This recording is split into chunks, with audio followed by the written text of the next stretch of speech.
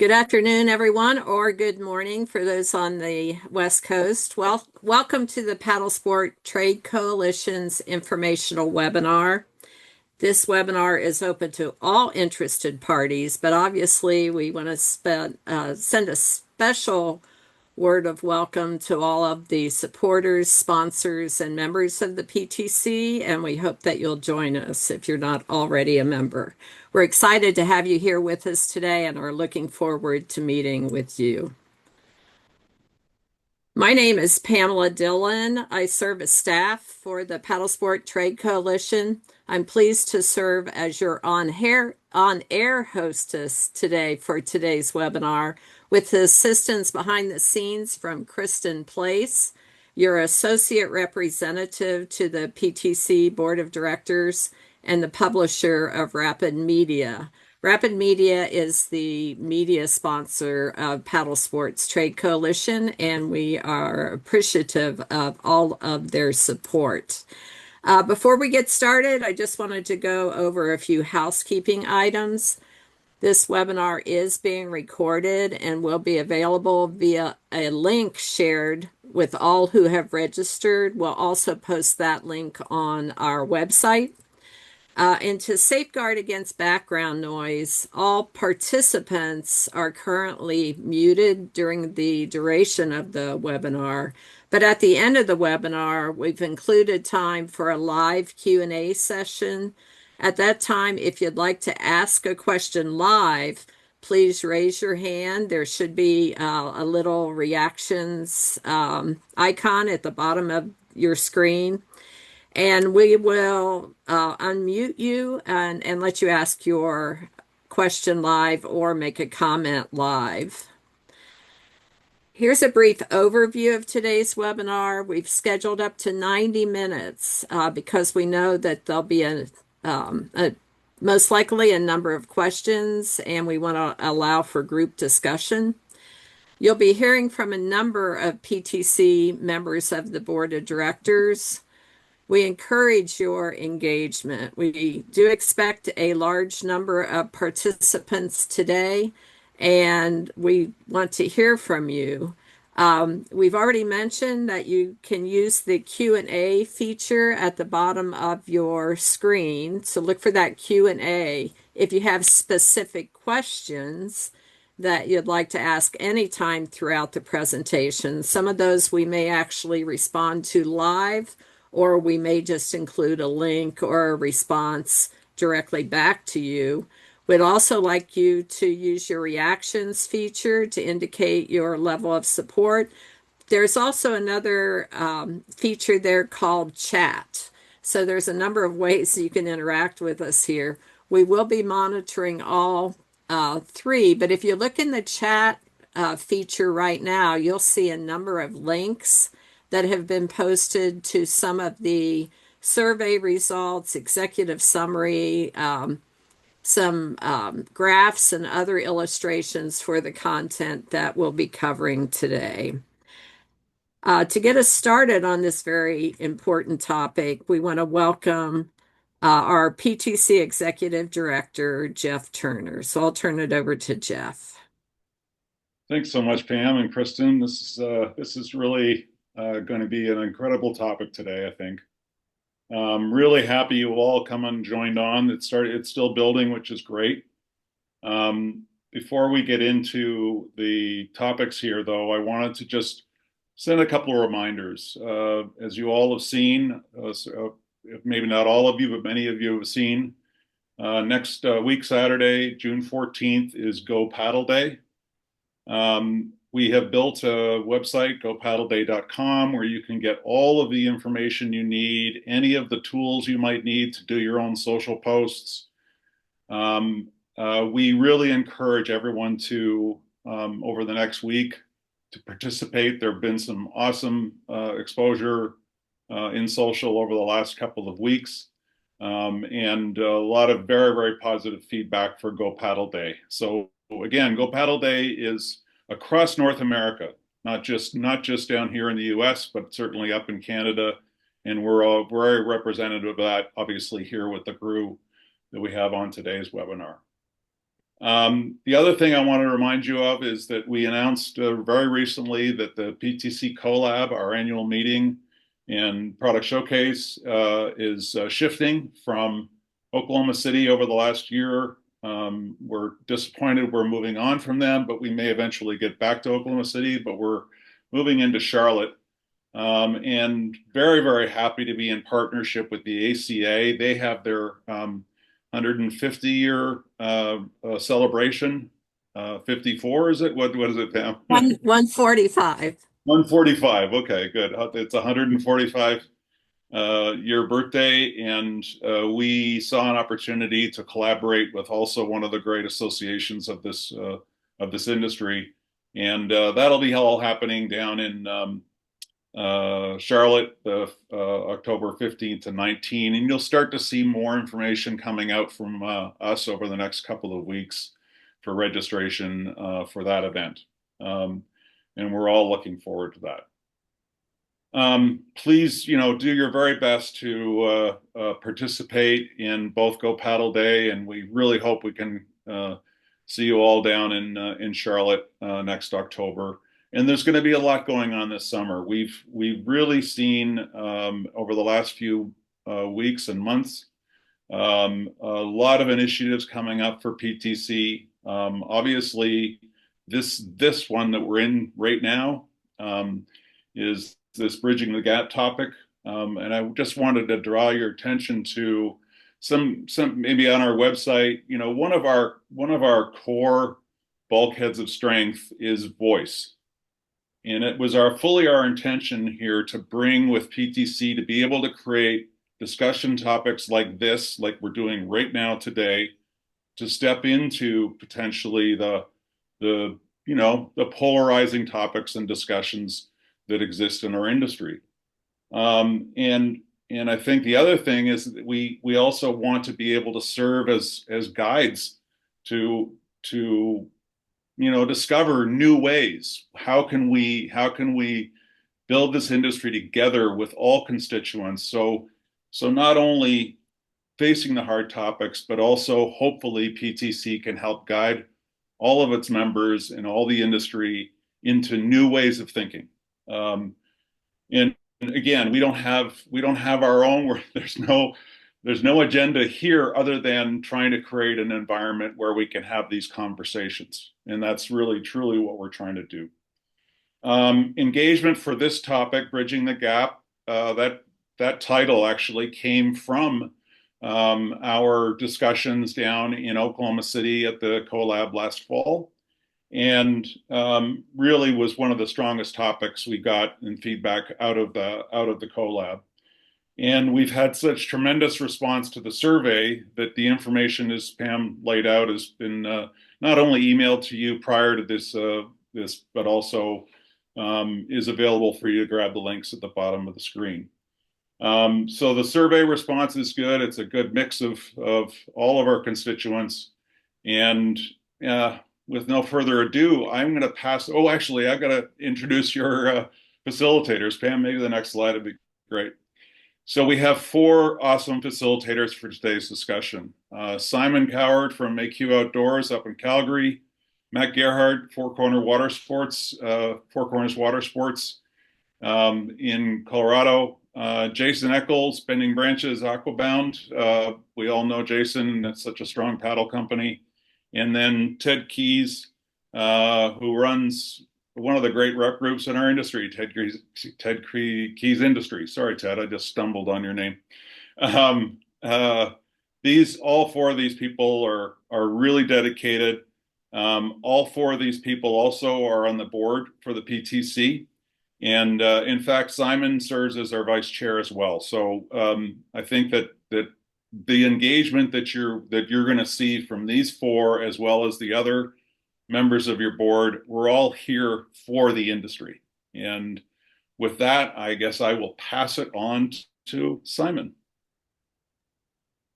Well, hello everyone, and thanks for taking time out of your busy June day in paddle sports to join us.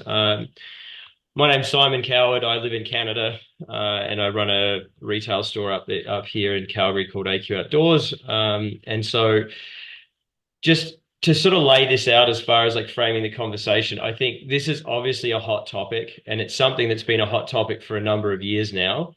It's not something that's going away, and it's not something that we're trying to make go away particularly, but it's trying to figure out a way that we can work together collaboratively as retailers and manufacturers to help reinforce the strength of this great industry that we work in. There was a question that just came up quickly. We want this to be dynamic, so we're just going to roll with it. That Clinton put into the Q&A. So thanks for that, mate. It's talking about the timing. In a way, I couldn't agree more. We just wanted to do justice to this topic, and we've been pulled in a bunch of different directions, and now we've found the time and made the time to really lean into this conversation. And hopefully by the time we get to collab this year, we'll have really meaningful information and action points that we can work towards over the next winter. So yeah, I don't disagree. It'd be nice to be doing this in the winter time, but we are forging ahead with it regardless, even though we're busy at the moment as well. So the tone of this is really important. I think it is a fiery topic potentially. And so we're looking at this to be relaxed and solutions focused. We're not here to vilify anyone. We're here to address the concerns or the practicalities from both sides and start to work towards a framework that's going to work across the industry. And those who sort of buy into that framework are going to benefit the most from it. So ultimately, we want it to be respectful, we want it to be productive, and we want it to be solutions focused. So if we look at this entire webinar, that's sort of the tone and the feel we're going for. Again, it's about collaboration here at this point. I think that we've been through some really challenging times. I know up here, at least since 2019, it's been a bit of a roller coaster, good, bad, and all over the place, right? So we're trying to look at how do we work together to shore up the industry and make sure we're all working towards a common goal of increasing participation and in turn, increasing the size of the pie rather than just trying to steal from each other's piece of the pie, because that's not really a sustainable model long term, I don't think, or we don't think. It's a very rapidly evolving consumer market as well, right? So we do have direct to consumer happening, we do have brick and mortar happening, and we do have retailers selling online as well. So how do we all work together to simplify this evolving ecosystem and get the most out of it? And ultimately, constructive conversation, right? So here we want to hear from everybody. It's not us coming up with a monologue that we expect everyone to listen to.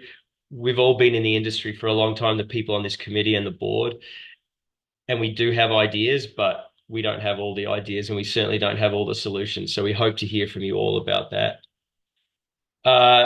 Yeah, and I think the big thing with that is the question and answers. Please put your question and answers below. These discussion points are going to help us really frame what the next steps are.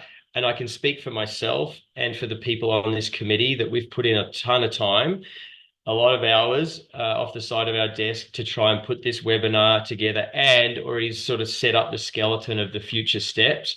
We just need everyone's help to kind of fill in those gaps and make sure we're presenting and representing everyone, not just this small group of people that are on the board. So with that in mind, just looking at the ground rules for this next stage is, in the conversation, please don't name businesses or individuals. Let's keep it general. We want to keep it constructive and respectful. It will be there will be moderators monitoring this, and if there is any disrespectful behavior, we'll have to address that and non-offensive, of course. Like that doesn't get us anywhere. So please stick to those guidelines, and this can be a really productive spend of time. And so ultimately, we're looking to build a roadmap and actionable documents. So this is not just a pie in the sky thing. We want to build actionable documentation and actionable processes that we can all refer to work together strongly in the future and ensure that paddle sports is in a really good spot in the coming years and well into the future. So I think that's all I have to say at the moment. Thanks again for your time attending this. We know it's busy, but we hope hopefully this will be a valuable spend of an hour and a half. So I'm going to hand this over to Ted Keys next for the next stage of this webinar. So take it away, Ted.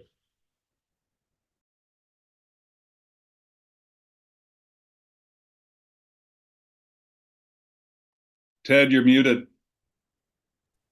Sorry. Thanks, Simon. We've collected a ton of feedback through the survey, through the conversations. Those conversations are evolving. And I just want to thank everybody for their really genuine input. I'm just going to take a few minutes to present a balanced picture of where some tensions are surfacing between retailers and manufacturers. We've previously shared the raw data, so you all should have this information. And if not, get in touch with a board member and we'll resend it or send you the links to that. And I'm just going to go forward here. Here's what we believe are the key points.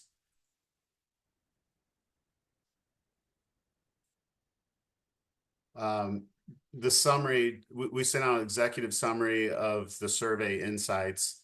And here they are: retailer pain points. There's some undercutting by D2C promos and pricing. MAP violations exist and seem to be uneven in their enforcement. There's little to early access to new product launches.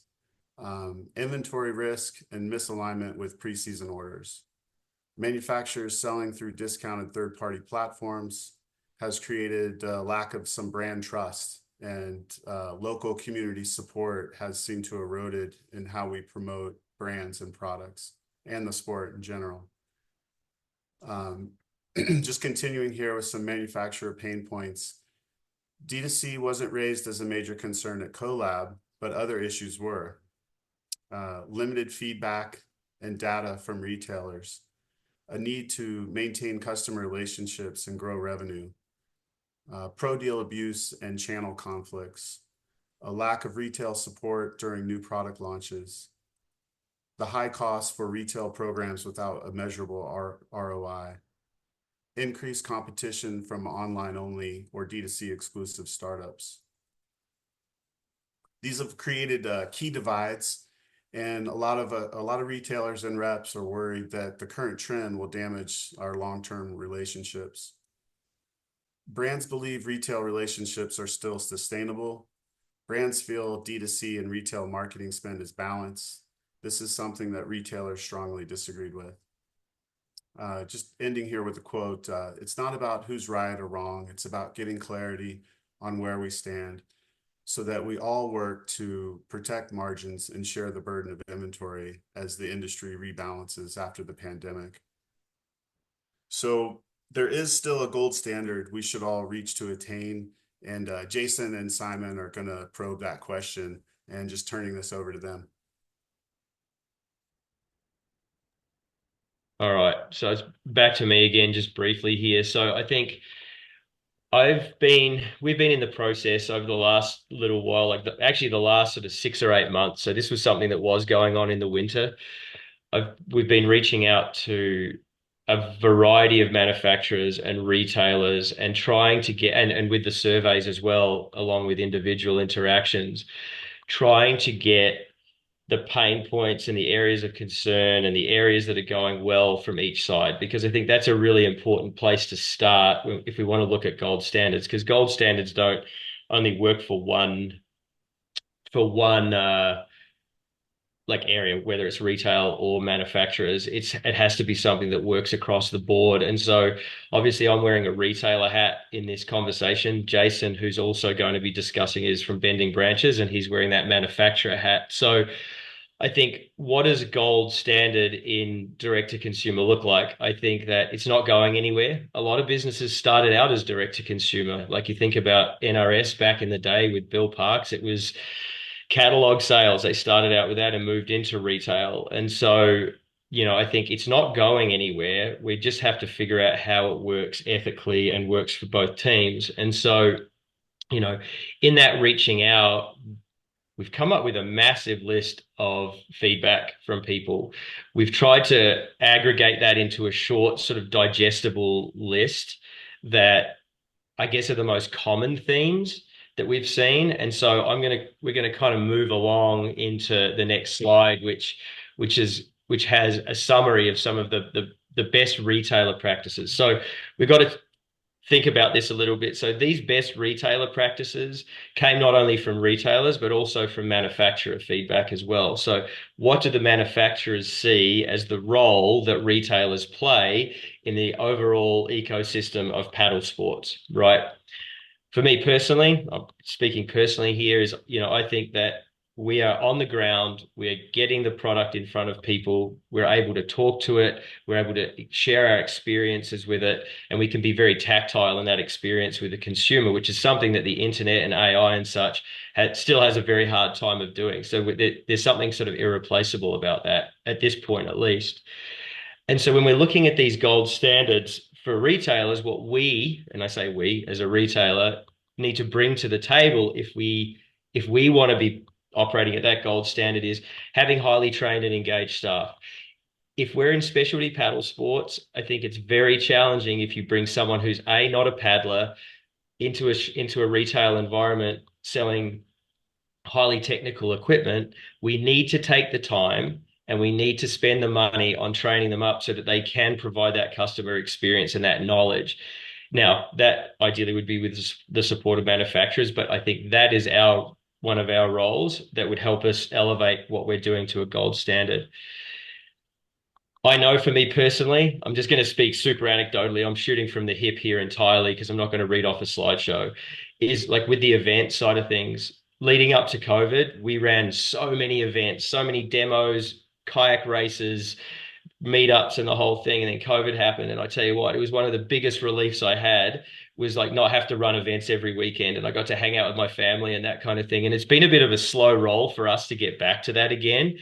But we're back in the trenches, we're running these demos and we're running events and we're actually seeing like really good results with that. So I think that's something that retailers, are best served to do if we want to play our part. The bit here, we've got strategic co-op marketing with shared expectations, right? So for us, if we want participation from the manufacturers in co-op marketing and things like that, there are going to be expectations attached to the retailers. And whether that's the amount that you buy, or whether that's how many events you run, or whether that's how you train your staff, that's yet to be molded out, like fleshed out. But I think that if we can be strategic with our key partners, work on co-op marketing campaigns, that's going to help everyone, but the retailers have to play a part in that as well. One thing that we've started to do with our key suppliers is we've started to share local data. What areas are up, what areas are down. We even have demographic information around like males versus females, or on courses that we run and so on and so forth. So we're able to share some of that data with our manufacturing partners. It's all very vague. It's not specific personal data, but just that overarching data really helps with potential marketing campaigns or future product initiatives and so on and so forth. Clear and timely, I think transparent feedback on products. When new products are released, are they working? Why are they working? Why are they not working? Can we provide reviews and such online, or can we do that internally? And then one thing we're starting to see more, and I'm sure a lot of retailers are seeing this, is we're seeing these creative product launches now where manufacturers are either offering exclusivity on that product to sell before it goes direct to consumer, which for me, I think is fantastic. How, as retailers, are we able to support those launches to make sure, whether that, with a certain buy-in, and then also actually marketing those products. So if we're going to get that opportunity to have first stab at selling something before the direct-to-consumer channels open, what are we bringing to that equation as far as media, advertising, resources, and what we're willing to buy, and so on and so forth. So these are some of the things that the manufacturers highlighted around what retailers can provide to be at a gold standard. And so I'm going to just end cap this little piece before I hand it off to Jason with a case study that you can kind of look into later on if you're interested, is I don't know if you're familiar with the Hoka shoe brand and Nike. And Nike went to 100% direct to consumer model a wee while ago, and they basically eviscerated their market share. Whereas Hoka lent into their strong retailer network and actually filled a lot of the shelf space. And I think ON, I forget, I don't know quite how to say it, but On or ON running shoes did the same thing. And they filled a lot of that empty void. And that ended up in Nike basically losing a bunch of their value, the CEO getting fired, and their direct-to-consumer director getting fired as well. So something to look into as a case study, and maybe some cause for thought moving forwards. So I'll leave it at that. That's enough of my voice for everyone. So that's the retail side of things. I'm going to hand it over to Jason from Bending Branches to chat about the manufacturer side of these potential gold standard benchmarks. Simon, thank you for that. And before we jump into the manufacturer best practices, I want to back up just a bit. At the beginning of the webinar, we were hoping to conduct a survey to find out who's all here. And so we'd like to do that now. I'll interrupt our webinar just briefly. And so Kristen or Pam, I'm not sure who, one of you is going to post a poll.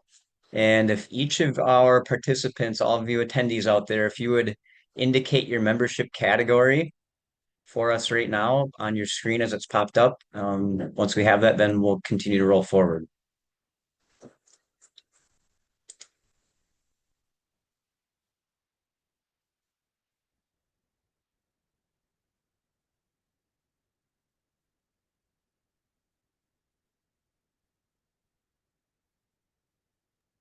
This is where we Give should have it 10 more seconds, Jason, and then I'll shut it down.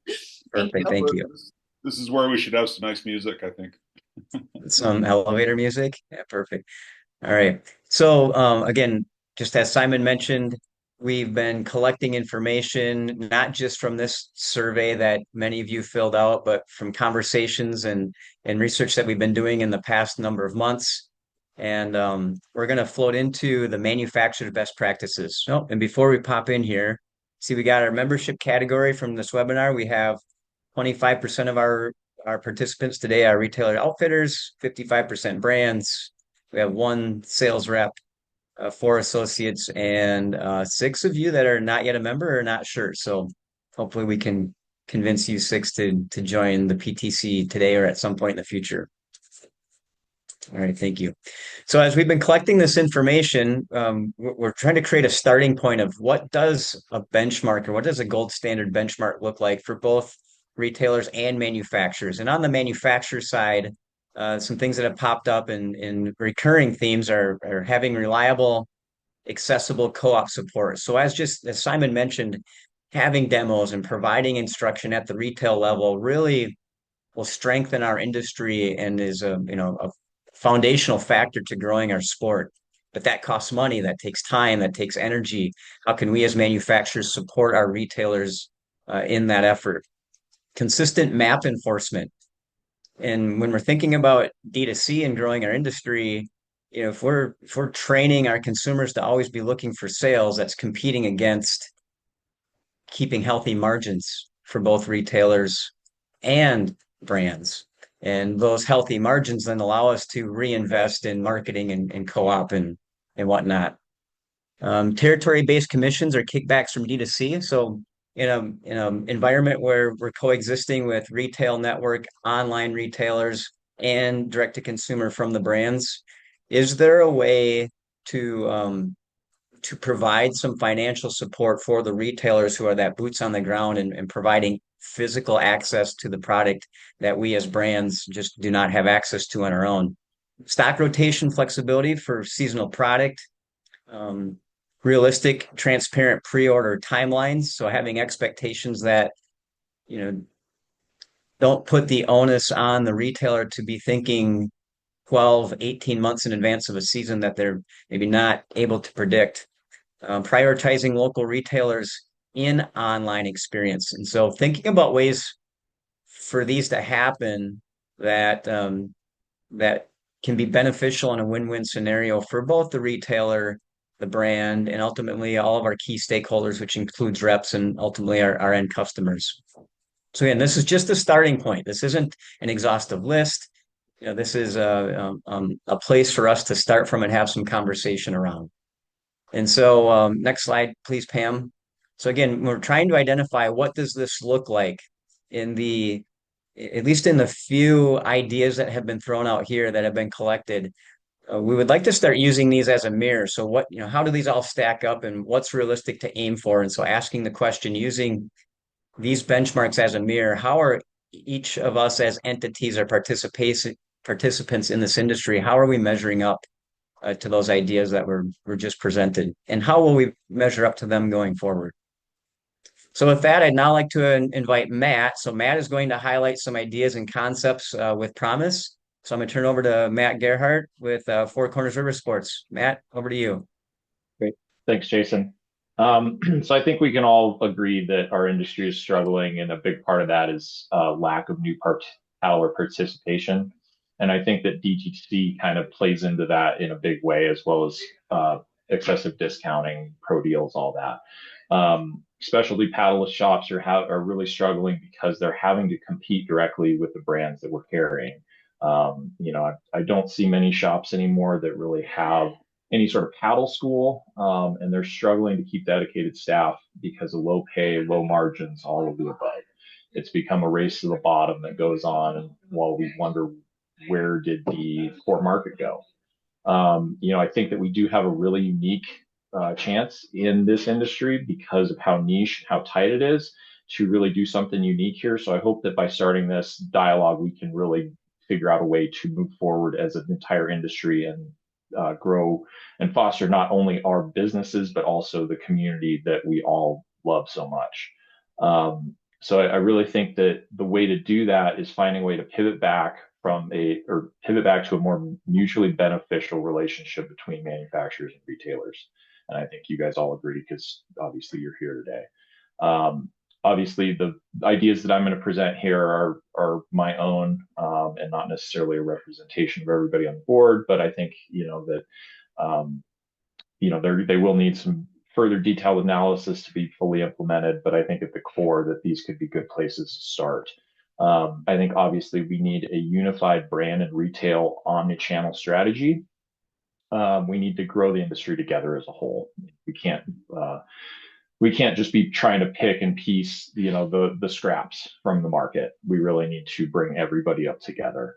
I think there's an obvious disconnect between the brands and the retailers on D2C based on kind of the feedback that we got with the collab results. Brands, really, I don't feel like they should be direct competition for the retailers that they service. And I also believe that retailers need to step up a bit and be a little bit more vested in the brands that they carry. Better preseason forecasting, better staff training, more commitment to demos, things like that. And that retailers should really be seen as an extension of the brand and vice versa.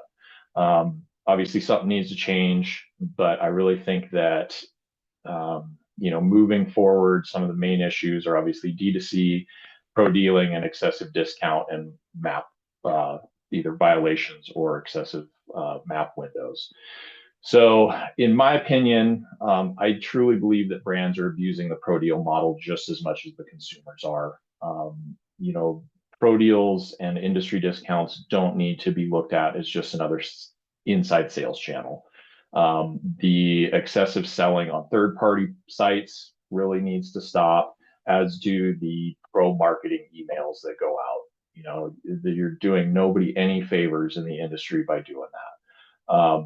I think that tightening pro deal access and rules really needs to happen, and perhaps we could use local retailers as a pro deal hub so that it's less of an anonymous sort of transaction, so that they're actually having to go in and engage with a local shop in order to get those discounts. There needs to be stricter map policies and especially fewer map windows during peak seasons. That's something that we've seen a lot since COVID. Seeing brands do 10 to 15-day map windows in May and June is not doing our industry any good. I also think that having minimum freight built into map policies on all kayaks and adhered to by the brands, because obviously if you're having to compete with a manufacturer that's selling kayaks directly on Amazon with free shipping, it's kind of a big middle finger to all your retailers. So from the another aspect I think is that we need more retailer support. Brands need to have a little bit better site functionality that funnels traffic to local retailers. There's lots of things out there like locally that can help with that. There needs to be more and easier access to marketing images and materials. I've seen that fade quite a bit in the past few years. Leveraging videos for employees and customer training, make it a requirement or offer credits. NRS has been doing something similar to that this year, which is great. And there needs to be a little bit more retailer accountability, like I said, requiring your employees to do training videos and things like that. Finding those resources, having tighter order revision, cancellation policies on pre-seasons, mandatory demo fleets, things like that could certainly help kind of bring the new paddler market back into the fold a little bit. As far as directly with DTC, what I would really love to see happen is that, well, let me step back. So obviously DTC's that cat's out of the bag. It's not going back in. So I think we really need to find a way to make this beneficial for everybody. And I think the way to do that could potentially be D2C dividends and basically giving a percentage kickback based on the commitment level for brick and mortar stores or smaller online retailers, people that do have a physical presence. And yes, there is, I saw one of the questions that popped up, how you differentiate. That's all stuff we got to kind of hash out. But think about it as an investment model. When you're looking at, let's say, investing in the stock market, you're not only looking at the performance of that specific company, but you're also looking at the dividends and other things that the benefits that come back to you. So I think that we need to kind of bring that into the market, into our industry a little bit. And that dividends could be potentially based on the commitment level. Maybe that needs to be in place of overall point discounts or things like that. But that way, it's based on the overall DTC sales that a company has versus the commitment levels from each retailer, and figuring out, of course, all of those tiers and whatnot would be a bit of an undertaking, but I think it could certainly be worthwhile. I don't think that it should be based on territory. I think that overcomplicates things. Jackson Kayak tried to do something similar several years ago, and where they kind of struggled was trying to track where everything was going and all that. So if you cut that out and just do it as an overall percentage of the market share based on your commitment levels, I think that makes it easier for everybody. And that way, as the brand grows with their DTC sales, so do the dividends for your retailers. I think that it should be focused on core retailers, brick and mortar, obviously not the REIs and the backcountry.coms of the world, but really helping grow from the bottom up. The better the dividend and the market share, the more likely retailers are to invest more. It's beneficial for everybody. And I think that early adopters of this would really reap the benefits, because I think that you would see a fair number of retailers moving into those companies that are offering such a thing. Another thing is that retailers remember that you can vote with your money. You don't have to purchase from companies that are, doing something that you don't agree with from a business standpoint, especially with DTC. So if you don't like that, then move your money elsewhere. So, and I think that as we kind of start to evolve as an industry and figure out how to go forward with all of this, I think it'll be pretty clear of what's working and what's not. I'd certainly love to hear other ideas on, how we can solve this issue. And I really hope that, we can, as an industry, come together and really figure this out. So that's all I got. Thank you much. Back to you, Jason. All right, Matt, thank you so much. So what we'd like to do in the next 30 minutes or so of this webinar is really open it up and create a space for real talk. What we'd like to do is hear directly from those that are in attendance in this webinar and collect insights and hopefully help guide us with the next steps of what we as PTC, the Paddlesports Trade Coalition, can do to facilitate this direct-to-consumer conversation and move it forward. So we're going to open up the floor to hear from you. What's working, what's falling short. We're going to, as we open this up, we'll do a little practice here. So we're going to ask you to raise your hand if you'd like to speak. I'm going to throw out a few questions here, but we're going to make sure that everybody knows how to raise their hand. So on the bottom of your screen, there's a little heart with a react. So it's a react button. If you just click on the react button, another little pop-up will come up and you'll see a raise your hand button there.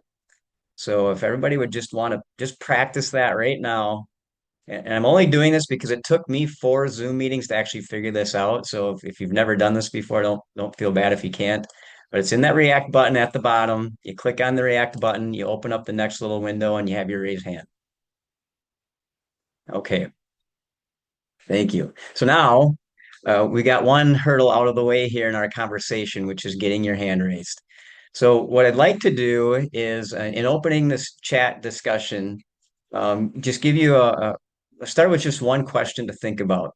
And what we're trying to do here is understand what is the best possible path forward as we navigate this direct to consumer conversation and then actions that would hopefully follow. So what we're asking this group, and it doesn't matter whether you're an associate, you're an independent rep, you're a retailer or a brand, we're looking for perspectives here. So the question being, have you seen direct to consumer and retail support each other successfully? So the question is, have you seen direct to consumer and retail support each other successfully? So what we're looking for here is maybe real examples of where we've seen success within the relationship of a dealer, brand, retailer in this space. And so we'd like to open that up. So give you a little bit of time to think about that. I know we're asking for some folks to be courageous here in sharing. But if there's anybody that has any experience in seeing D2C and retail support each other successfully, we'd like to hear about that. So please raise your hand. And one of our, I believe either Pam or Kristen. Pam, I think you're going to help us out here and I see that identifying. XL Kites. I'm not sure who that is, but we Okay. have Kristen is going to unmute you, and please introduce yourself and share what you have to say. Sure. Can you hear me okay? Yes. All right. Yeah, I'm Michael Percy. I've run a water sports shop in Fort Walton Beach, Florida, Panhandle, for 27 years now. I did see a thing early on that I really liked. So, of course, when we first started seeing the brands that we were carrying starting to do direct to consumer on their own websites, then it was like, how's this going to work? Because now we're in competition in a way. I saw a format, and I forget the name of it, but it might come to me. Somebody may help me with it before it pops into my brain. But what it was a website um, that multiple brands could use and to sell their stuff. And how it worked was when a stocking retailer had stock of that product, then you'd raise your hand to this website. We'd come in the morning and we'd look at what orders had come in online on this website. And if we had that in stock in the size and color and all that, then we'd raise our hand and say, hey, we have that. Any other dealers, even on the other side of the country, could also raise their hand and say, we also have that and have it ready to ship to this customer who has ordered it. But whichever dealer had it in stock and was closest geographically to the person ordering it would win the bid to ship that order. And we found that to be a great system because it encouraged us to carry in stock as much as we could of each participating manufacturer's product so that we're ready to take those orders that they generated. That concludes my statement. Did it make any sense? Yeah, that Thank was you. great. Yeah, Michael, thank you for that information. If anybody is familiar with that program or that website, please feel free to pop it into the chat to share it with the rest of the group.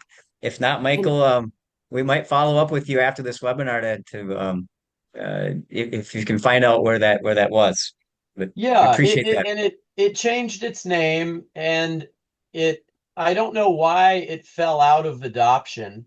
But hopefully from my babble you can get the concept that it was. And I found that concept to be great. It was just a win-win.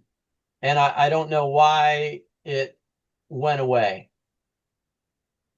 Okay, There's perfect. 3 or 4 links now or references in the chat to that. There we And go. then we Yes, thank you very much for that. Shopatron, exactly. Yeah. I'll All Uh, mix right. in on that and kind of to echo it. I think the bike industry is a really good example of where that is working well now. They implemented a lot of those programs through COVID. And when you go into a bike shop, they can order directly from the brand and all the inventory is synced. But you can also order your bike online and then it's shipped directly to the local store where they build it, put it together, and you pick it up and then they get a cut. So if we were looking at a model of an industry, looking to the bike industry would be a good idea. Kristen, thank you. All right, Pam, who is next on our list with their hands up? Jen Nolan Fishing. Jen, will you share with us what's on your mind? All right, guys. And similar to what Michael had just spoke, we didn't know that there was a company who would do that, but we have a 3-way help to each of our distributors. I'm with Viking Kayaks USA. Our reach is only about 14 stores right now in the US, so it is a smaller management for us. But what we do for our retailers, when someone comes direct to us, we first reach out to that nearest retailer in that zip code and find their inventory. And what we find is we're helping our dealers move their inventory, and which of course increases that reorder opportunity.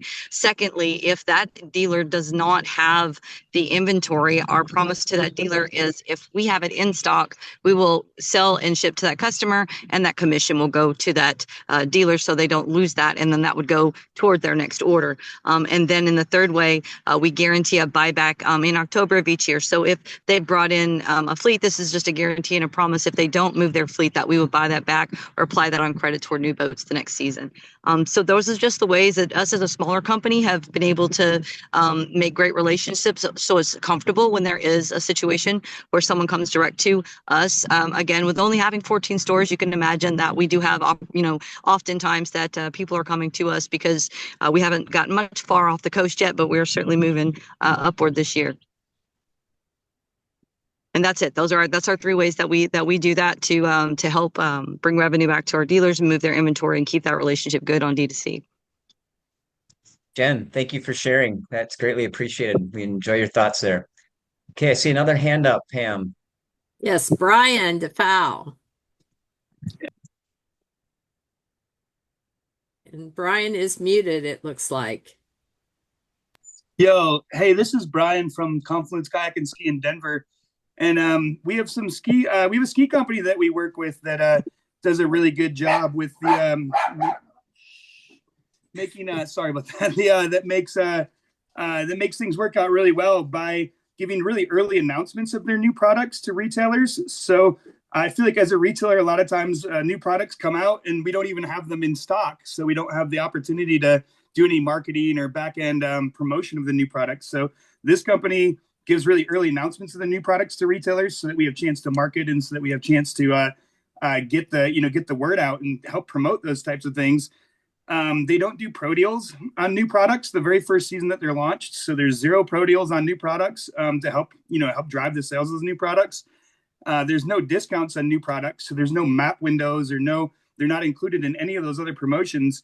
And then we try to offer free demos on those new products the first year, which equals, a lot of sales, which the vendor really supports in the back end to help everything work well. And I feel like that's a pretty good method that we could adapt into the paddle sports world to help with new product launches and help coordinate with our vendors and retailers to get new products out there.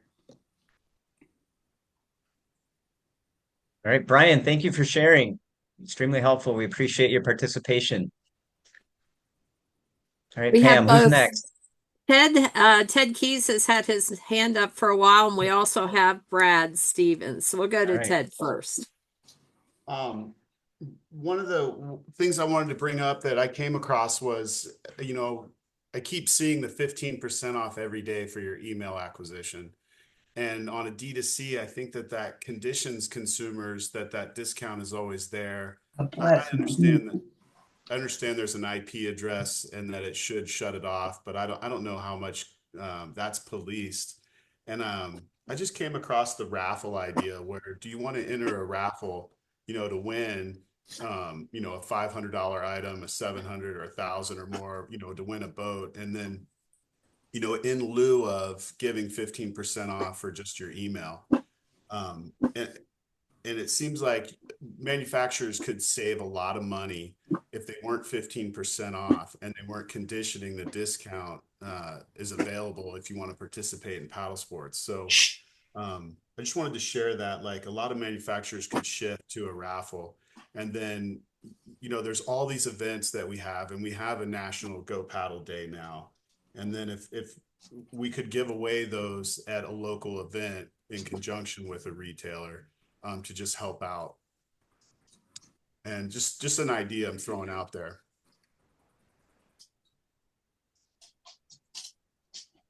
Brad Right. has Great, his Ted. Thank hand you. up. Brad Stevens. Hey, Brad with Sunjammers down in the Panhandle of Florida. One thing that I think would make locally work better for retailers is like on the manufacturer's website to have find it locally way more prominent than the add to cart button. So we love the gesture of adding find it locally on the product page, but it's always less prominent than the add to cart. So if we could just kind of reverse those, where add to cart was translucent and hard to see, and find it locally was very bold and descriptive, I think that would help drive business to retailers. Excellent, Brad. Thank you for sharing. Pam, who else do we have? We have Zach and then Tim. So Zach first. Yeah, so I would like to. This is Zach with Sawyer Paddles and Oars, and we've definitely seen some successes in social media takeovers. As a brand, we spend a lot of money and resources into growing our brands across the nation, and it is a piece for our dealers to take advantage of. And we have done this several different years, and we offer it pretty much every year, but we reach out to our dealers and ask them to basically give us 3 social posts, and we allow them to take over our social platform for that week and promote that dealer and promote what they're doing. And it has been a positive outcome from our dealers that do participate, but I have to say that not every dealer will take us up on that. And I find that very frustrating as a brand when we're kind of trying to turn over free spotlight advertising for their brand. And I don't know if it's just a staffing issue or what, but we get a lot of times just dealers don't have the time to give us those three takeovers that we can post for them specifically. And then also we participated in a film tour this last winter and spring, and we did the same thing where we're a national sponsor of the film tour. We invited dealers in to come participate with that and engage them in a scratch off discount program. And we had quite a few dealers participate with us on that, but once again, we had dealers that just it didn't work into their schedule, and so they didn't participate. And those are just some things that we've seen have worked really well, and I think it's kind of like low-hanging fruit that you should be reaching out to any brand that you carry and ask them if there is any way that they can, work with you on socials. And I know for a fact, just as at our retail store has not been reached out by any brand that we carry to offer up a social takeover. And so I think that is one area that could be fairly easy and low-hanging fruit for folks to you start promoting each other. And that's really all I have. All right, Zach, thank you so much for sharing. We greatly appreciate it. Tim is next, followed by Jock. Tim.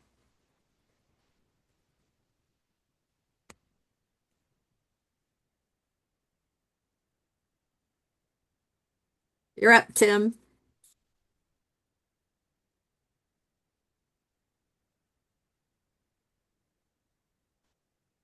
I No, think Tim, we can he, come back to Tim.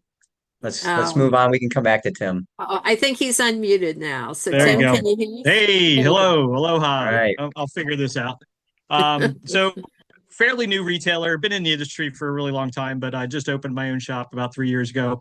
And one of the things that I'm really trying to do is get people to find me. And what I found is going through the vendors to help them locate me has been huge. So when I do posts on social media, I try and tag my vendors every time. Obviously, it's a thing to do.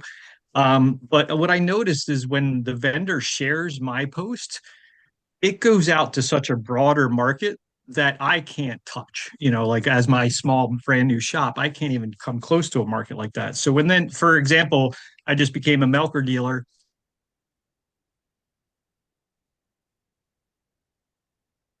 but they promoted a lot of my posts on their site, and I had noticed such a huge increase of my social following that yeah, maybe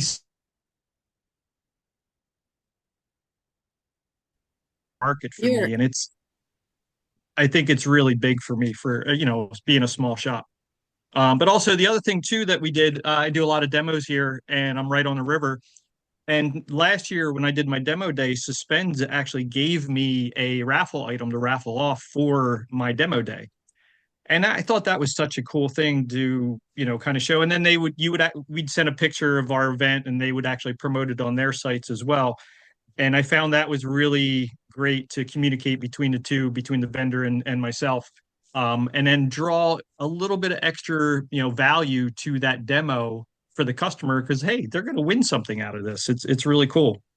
And then one more thing to go into that locally thing. Yes, it's a great tool, but the customers don't know about it. So the big thing that I try and do, because I don't sell online, I try and get people to go to locally, but nobody knows about it. So my challenge to that would be how do we get locally more into the eyes and ears of the customer?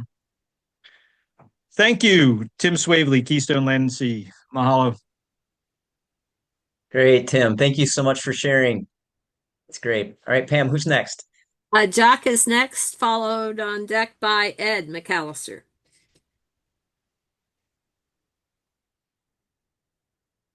You hear me? Jock, We can, yes. yes.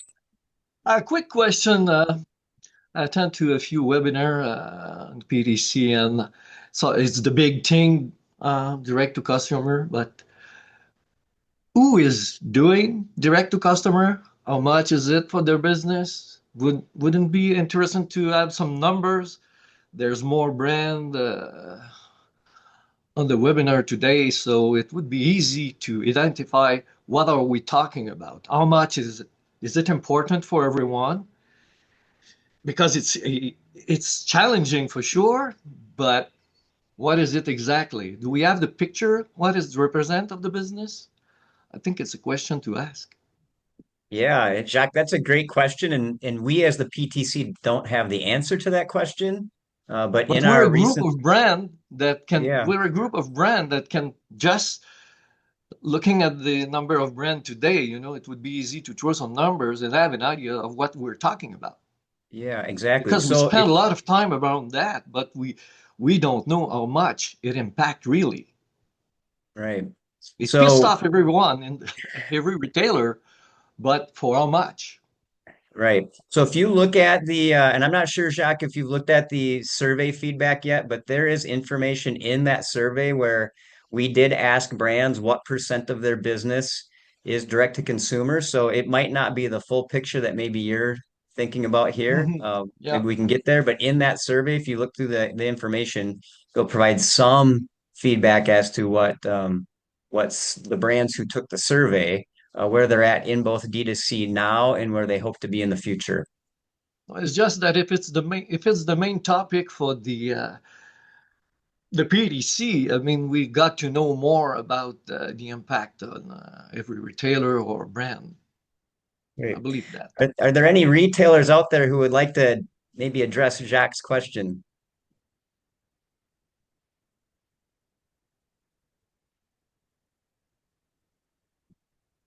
And maybe a big question in getting us off track here a little bit, but Jacques, what we did at the PTC collab last fall, which I believe you were there and part of, this was one of the biggest issues that came out of that collab. And I agree with you in trying to understand what is the true impact. The proportion of the thing is important to know, I believe, Yeah. to take decision and oriented or move Right. on that. And as the PTC, we don't have a solid answer to that question, but I think you bring up a good point to better understand what is the true impact. Mhm. Okay. Jack, thank you for that insight. We appreciate it.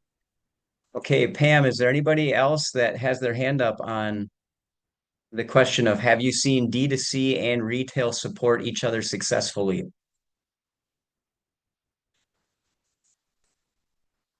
Pam, you're muted.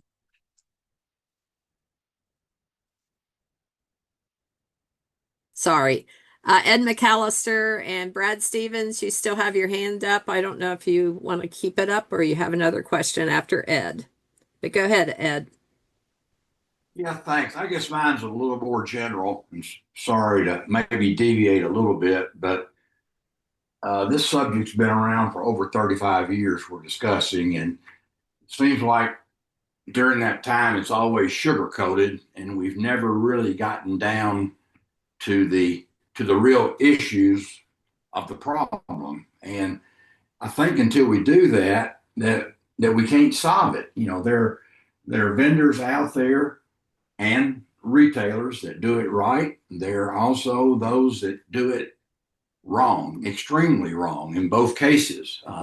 If you're from the Southeast, you can remember back in the 80s and 70s, a particular outfitter on the Ocoee. So until we clean up those issues, and that's going to come, I think, from the vendors enforcing MAP with no deviation. I remember years ago, there was a lady named Ruth with Hobie. If you were 1 cent off, you were off the dealer site within an hour. And it's gotten very sloppy now. People can go for days and days and discount, and vendors do it too. So I think it's fairly simple. We're making it complicating by not getting to the exact points and asking each of us as a vendor or retailer, will you do this? And if you won't, then we know where you stand. If you will, then you're in the right camp. There's some wonderful examples out there, and I don't think we have to tell you who they are. And, to me, the first thing is get everybody off of Amazon. Get it off. We lived without that monster for hundreds of years. We can live again. I have never bought one thing on Amazon, and I never will, because I go and shop locally, period. So let's don't make it complicated. It's really very simple. Thank you.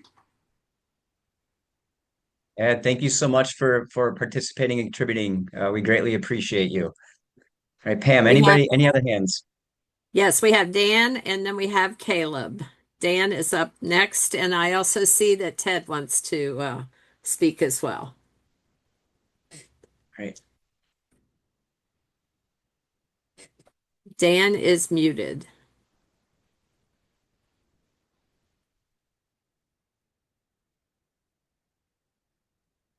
Can you find your unmute button, Dan? Pam, I've asked him to unmute, so maybe we'll go to Caleb and then we'll go back to Dan. Okay. Caleb, you are up. Check, check. Yes. Thank you for that. Can you hear me now? Yeah. Yes. Thanks, guys. Really, I'll be quick. Really grateful for the opportunity to speak. Track is in a unique position where we're finally in a position to establish some mutually beneficial retail partners. We struggled with supply for a while, and we're really glad to be out of that. And so it's given us a chance to be really thoughtful about how we build these retail partnerships. And it's largely informed by the fact that we know that our ability to grow, um, there will reach a ceiling, right? We sell a premium product. It's a high price item. There are some people we know from our history, there are some people who are willing to buy it sight unseen based on YouTube videos, product reviews, things like that. But we actually don't know to the point of that earlier question of like, how important is a retail relationship for our brand? We actually are still figuring that out.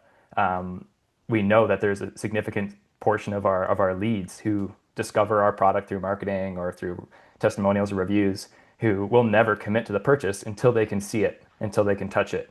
And that is what motivates us to work with retail partners. Like we just know that our brand won't grow. And so we see it as a responsibility to drive business to these retailers. And so our approach in the recent months in terms of developing a retailer program has really been to put our retailers front and center. I really appreciate a comment that was shared from our friends at Level 6 around, if we're going to make a post and if it's relevant, tag all of your retailers, tag all of your dealers, invite them to, benefit from this marketing. And I love that idea. Something else that we've been doing is, really reaching out to our retailers and saying, hey, if you're going to run a demo, if you're going to run an event that features our product, we want to promote that. And we're not going to drive traffic to our website. We're going to drive traffic to your website. We're going to drive traffic to your registration. That's what matters to us. We don't need to be involved. I don't need that lead. I want to send them to you. And we do it strategically. We're not just going to blast every single person in the region. We're going to blast every single person who's already engaged with our ads. So for us, if we're going to consider a retail relationship, or if we already have a retailer, it's up to us and our marketing budget to generate interest in that region, but drive those leads to the retailer. Again, like from our perspective, I don't really care if someone buys a track kayak off our website or if they buy it from a retailer, but I know from a customer experience, it's probably going to be better if they buy it from a retailer. So that's kind of our perspective thus far. And I'm really at this point, I'm just grateful to be here and listen to these great ideas. And I think from our perspective, we're starting from scratch almost. And so really grateful for this forum and this opportunity to learn about what works well for retailers and that openness to allocate our marketing spend to drive business to our friends around the world, ultimately, who are essential partners for us to grow at this point, especially with a premium product. So I think it's maybe a little bit different for those who can discount the products. We can't. It doesn't make sense for our brand to discount our product any more than 10% from MSRP. And we give some leeway to retailers to do that. But I think we're in a different position because other brands do compete based on price, and that's just not the position that we're in. So, but I'll leave it there. Thanks again. Great, Caleb. Thank you for participating. Back to Dan. Dan, you lowered your hand, but I think you are unmuted now. Does that mean you can hear me, Pam? Yes, we can hear you. What do you know? Well, I just was trying to respond to something earlier when we were talking about, effects between D2C and retailers. And I mean, I commented in chat that I'll be honest, I've seen us benefit the D2C. I haven't seen it work the other way around. But a classic example was Memorial Day weekend when some of our manufacturers threw 25% off sales, and I fielded personally multiple inquiries, both in the store, by email, and by phone, from people who were checking our inventory, even coming, the ones in person were trying on things like helmets and gear and stuff. I got more questions about, were we going to price match the sales that were going on over Memorial Day weekend from those vendors than I've ever seen before. And I was not in a good mood by Monday. And it was just an example of how it really, what we were working for them, it wasn't working for us, kind of thing. And the timing of those kinds of sale events by manufacturers is another thing, along with pro deals and some of the things that Matt was talking about, that to me really show, for lack of better terminology, a lack of respect for for the retailers because we're sitting there with all this inventory we've just gotten in. It's the beginning of our season, and they throw big sales that we're trying to then compete with when we're just starting to get our cash flow going for the season, at least out here in the West. So just an example from that perspective. Excellent. Dan, thank you for sharing. Again, greatly appreciated. Jason, Ted has his hand up when we have only about 4 minutes before we Okay. need to move on. Well, we know Ted talks a lot. Is there anybody else? Ted, I'm just kidding. I agree with Dan. I think a gold standard should be, not 25% off for the Memorial Day sale. And I'm not mentioning any, big vendors in particular. You can see that they're trying to compete with the behemoth that's Amazon. And echoing that, I'm going to post a statement and maybe see how people think about it. But Amazon's a monopoly, and that has, like all monopolies throughout history, is doing categorical harm throughout the whole economy. Everyone feels it in every industry, from every corner mom and pop and even to REI. And I think that's why I bring up REI with the 25%. A lot of vendors, you have power to set that discount for your brand or to abstain from some of these sales. And I think more brands have more leverage than they would maybe be aware of, especially, coming out of the pandemic and the hangover. We've all been over conditioned to put up with Amazon. And this is where product differentiation among brands can make a big difference. But abstaining brands, they should be the gold standard, and they should be rewarded, by their retailers. Ted, thank you so much for sharing. Again, sorry to rub you a little bit there, but appreciate your thoughts. Just had to have a little fun with you. Don't mind at all. Don't mind at all. All right, Pam, we got a few moments left. I'd like to hear from a few more if they're out there and willing. Mark from Mustang has his hand up. Alrighty there. I was prepping a talk in response to Jacques' comments here, but Mustang Survival manufacturer based out of Vancouver, Canada. I'm on the sales team here.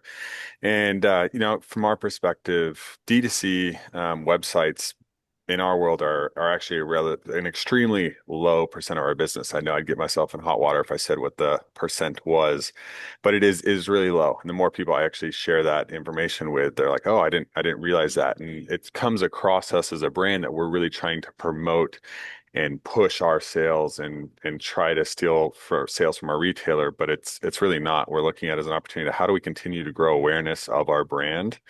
How do we promote our products, make those products visible? So ideally people wear them when they are walking into your stores and looking to purchase them. But, really we are using our website as that marketing piece to educate. And then lastly is to clear the DM inventory or the inventory that retailers aren't picking up. And so we look very intimately at our stock when we are going to be doing our sales and going, hey, what do we know is not going to be bothering our retailers on what we sell here? And we are very conscious of not trying to step on our retailers' hands. So that's the approach that we take. But I do know that people see that and they go, man, Mustang might be really pushing a sale, but we're trying to take a proactive step on how we pick and discount those products. And if anyone has more questions, thoughts, or concerns, or even things that you see with our brand and would like to chat more about it, I'd be open to having that discussion because this is an area, this whole D2C is a big thing for us, and we're trying to figure out how do we continue to improve in this space. All right, Mark, thank you for sharing. Pam, is there anybody else out there? Oh, well, Ed McAllister still has his hand up. I'm not sure if he has another comment or if he hasn't just lowered his hand. And Ted, you still have your hand up. Okay. Okay, Ted's is down. Okay, How so I about, think how about- we'll close out this section as we're running out of time. Something that popped into my head as we were having this discussion, and I want to thank everybody for participating, bringing up the questions that you have, whether we have the answers or not. It gives us some insight as to where we need to go to find them. But I really think that there's a lot of good ideas that were shared here. And I believe Tristan did throw some of those ideas out into the chat. And, we'll be summarizing those as we move forward. Something that I did think about here as as we're in this webinar and looking at the participants is that those of you who are in this webinar are part of this conversation because you care about the health of our industry as a whole. At least that's what I believe. And that doesn't matter whether you're an independent rep, you're a retailer, or you're a brand. But there's quite a few participants in our industry that are not on this webinar or are even interested in this conversation. And so I think that, and I don't know how to bridge this gap, but I know there are a number of brands and vendors out there who are solely choosing the D2C channel and bypassing the retailer network entirely. And I think I would be remiss if in representing this conversation that we just at least didn't bring that up as an issue for us to think about going forward. And so if we on this webinar are interested in solving this issue, but we have a contingency within our industry that is not interested in even addressing it because they're not focused on retailer health or using that retail channel, that's a challenge for us and all of us. And this webinar today is not to address that, but that popped into my head as we went through, and so I wanted to make sure to mention that so that maybe it mulls around in the back of everybody's heads, and we're thinking about how do we address that challenge going forward as well. Okay, so again, thank you all for your participation today. What I'm going to do next is I'm going to introduce our Paddle Sports Trade Coalition Chair, Stig Larson. So Stig is going to be moving us into the next phase, which is where do we go from here and how do we take the information that we've been learning and generate it today and how do we use it effectively? Stig, over to you. Awesome. Thanks, Jason. Obviously, we heard a ton of information today, and obviously the PTC in general, this was the whole idea and the concept to be able to bring all of us together and talk about these, hard-hitting questions. So we end up at the end of this road as a healthier businesses and a healthier state of paddle sports in general. It's time to think, what can we do together to start formulating maybe kind of a blueprint or a path forward to take all these ideas and create something that we can implement. That's talking about things is one thing. Like what Ed said, we've been talking about this for potentially 30 years. But what are the real sticking points that we can address and actually overcome? And these just really aren't. They're not commitments now. They're kind of starting points for industry-wide collaboration. And for me, I started Level 6 28 years ago. I've seen probably every single economic storm that has been thrown at this industry. But one thing that's always rung true is that it's absolutely imperative that we work together as partners, bringing experiences and innovative products to customers.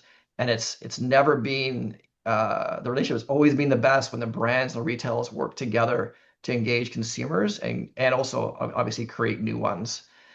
The cost of acquisition for online sales, it's obviously it's preseason time, so I'm going to see all of our dealers, and the big thing I talk about is cost of acquisition on online sales is 10, 20 times higher than it is in brick and mortar.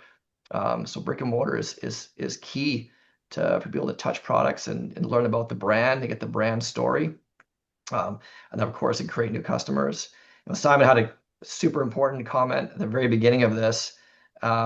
And it's all about us increasing the size of the pie versus just fighting over the same size pie year over year over year. We know it doesn't work. It's why we're in this situation right now, obviously. So, without further ado on that, is there, kind of some discussion topics? Would a gold, silver, bronze standard program help set expectations? Is this something that we can work together with at the PTC Collab in Charlotte this fall? Is that something that we want to talk about? Should we co-author a D2C best practice guide? Is this, where we start looking at map breaks, organize map breaks that aren't peak season? It is ridiculous that brands are discounting product without giving the retailers margin protection, so they can maximize their margin during the peak selling season. We're a seasonal business, so that during the peak season, why would you be discounting? Can we spotlight and reward strong collaborators? Are these things that that we've discussed many times, like a PTC badge of approval, like a gold standard brand, a gold standard retailer, a gold standard outfitter or sales rep, the ones that are doing things the best in order to grow the business and grow the industry. I was at the Strasbourg Paddle Sports show last year, and there was a big discussion about how to reward brands and retailers that actually had a shared interest in order to grow consumer demand, get more people involved in the sport, and then also end warranty and support the products they sell. And that was met with overwhelming success because they're fighting the same thing that we're fighting over here. You know, a lot of the brands that don't have any representation, or brands that pop up that may be located offshore that don't have any kind of representation of boots on the ground here, stealing that business by price alone and not actually contributing to the experience of paddle sports. Would share dashboards or industry feedback loops work? You know, Mark from Mustang, which we had lots of discussions about things. There's what is the real number on D2C sales for brands? I mean, Mark, we're the same. I mean, I guess since I'm the owner, I can share it. We're single digits. We're single digits is what our D2C sales account for on our total level 6 sales. And that number fluctuates directly with the time of year when our retailers have inventory or not. In December, January in Canada, retailers don't have inventory. Do our D2C sales grow? Yes, they do. Peak season, our retailers have inventory, our D2C sales plummet. And that's by virtue. I'd rather our store or our customers, our joint customers, go to a brick and mortar store and get that full experience. How can we share that information? How to push that forward for everyone to be on the same page? Also talked about annual renewal with proof of entitlement for pro deals. I have friends who have not picked up a paddle in 30 years who are still getting pro deals on things in the outdoor industry. They're not actively in the outdoor industry anymore. So is there a way we can have these renewals be automated, or get them, like Matt said, drive that interaction through the brick and mortar store? These are all kind of discussion prompts. Is there anyone who wants to fill out some more of this information? Any hands up? I do not see any hands at this point, Stig. Okay. Nothing. All right. Simon has his hand up. Yeah, just quickly, I think another thing potentially to add into this is, if as an industry, if we can get people involved in committees and things like that, all the shared successes that we have as retailers or manufacturers, as the PTC, is there a way that alongside this gold, silver, bronze standard that we can create documentation to help people realize what I guess initiatives might be out there? Dan asked a question in the Q&A earlier about how do you get support for local events from brands? And I never really thought about that. For me, we work very closely with our core manufacturers, and we run a collaborative product knowledge event in the spring with Mountain Equipment Co-op, which is which is the REI of Canada. We get everyone together, and the brands come and they do a product knowledge day. We've had long-term support for local events from all of our key suppliers, and so it's just a process that's really ingrained in our business. And I think it's they're pretty simple steps. And so perhaps the PTC can create some like white label documentation around that to sort of help those conversations happen and bring inspiration.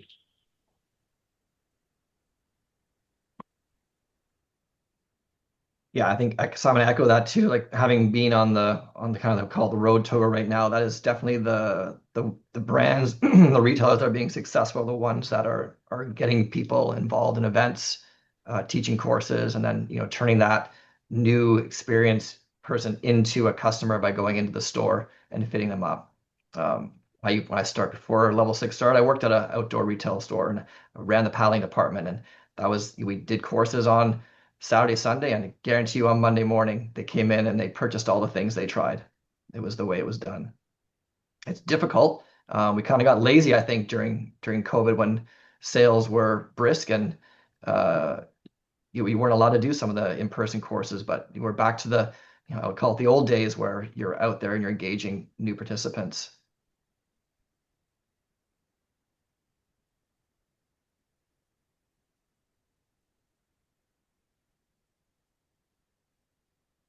Dan has his hand up, and he may be the final I see it guest here. we can Dan is speak with. low in-house sales now by virtue of D2C by manufacturers not address the fact that those numbers are growing and those online sales conditions consume. Yes. Yeah, it's a very, very good question. And yeah, Jeff, our single digit D2C sales the norm. Um, I was, you know, a lot of us chat, and there's a lot of the brands chat, and I definitely was told years ago that low, sub 10% D2C sales was kind of natural for a brand that had a large offering of brick and mortar locations that sell their product. Um, as the as the brick and mortar locations increased with committed retail partners, the DTC sales naturally dropped off because you always, especially in the apparel game, you want to try it on and touch it and feel it. It's difficult selling a dry sewer paddling gear if you can't touch it and try it on. So Stig, Dan has his hand up, and Dan will give you like 30 seconds. What do you most want to say? Yeah, that's cool. I just want to say that, those of us that have been in this a long time, harken back to when there were demo days and paddle sport events, and the boat dealers had reps with complete fleets of boats and all of that. All of that went away over time and for quite a while. And those of us, I mean, I have a school I've operated for 35 years. I have a shop that's been in business for 43, and I've owned for 25. We do more demos, more local events. I attend all the regional events myself with demos, make them free, all that kind of stuff. I started the REI outdoor program through my kayak school kind of thing in the California, San Francisco Bay Area. All of that sort of went away, and we can do what we can do as local retailers, but the support that used to exist from the manufacturers, where they would show up to those kinds of things based on an invitation and they bring a fleet of boats, etc., that doesn't exist. And that played a huge role in the development of the bottom of the pyramid of the demographic for this industry back in the 90s, 2000s. And I really think that's a big part of what we need to look back to, but try and figure out how do we somehow manifest that moving forward. And since it's the retailer, school, demo programs that are doing all of that now, I think the manufacturers that used to support their reps, used to, provide the reps and the fleets, they now need to look at those retailers and work in collaboration with some financial and product support, other than just saying, "Oh, we'll give you 10% off on your demo purchases," kind of thing. It needs to be a much more collaborative effort. Yeah, Dan, I totally agree. I agree. And I think we know what Simon alluded to. I mean, he just came off of his, big event, and, a lot of brands attended this event to engage people to talk about their product. Is that going to transfer to the next level where there's more local and consumers coming down? I mean, those are certainly discussion points, but right now those events are happening at key places. But like you say, it's a ton of organizational work, and as Simon can probably attest to, it's a full-time job on top of your existing other 3 full-time jobs of running an outdoor store.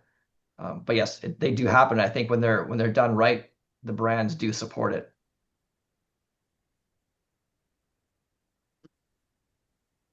So Ted has his hand up. If you have a 15, 20-second comment, Ted. I would say that if they and a lot of reps are saying this, if vendors would pay me 1% or 0.5% of the D2C sales, like my commission to a retailer, for my states, I'm willing to show vendors how I'm going to spend that money in that time to grow the sport. Some of the things supporting dealers like Dan, I can do more if I have more resources. I'm going to do less if I have less resources. I just want to put that out there for vendors to think about, and how you compensate your reps with D2C, and maybe you can discount less on your D2C if you're paying somebody to go out and do some real work in the real world. Yep. Big, we are out of time. You want to wrap it up?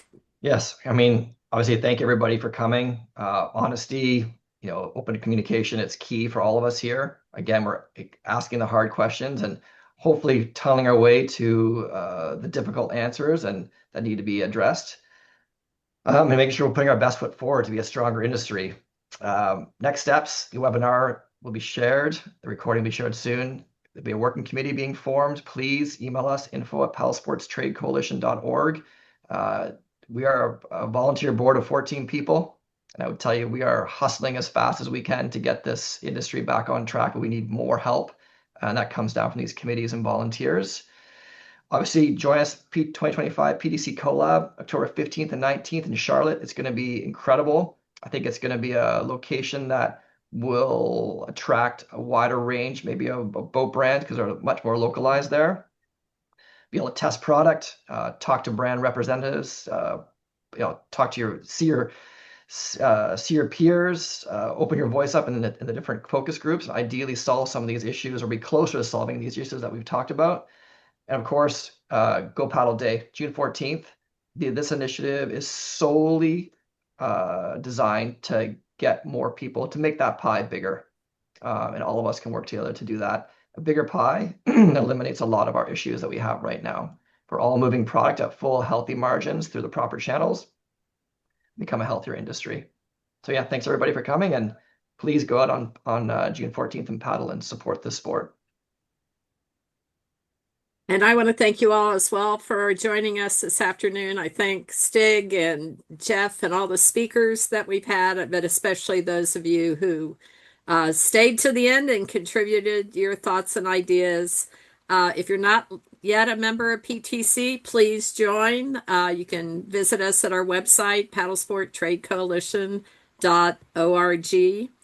And on behalf of the presenters and the full board of directors, thanks again.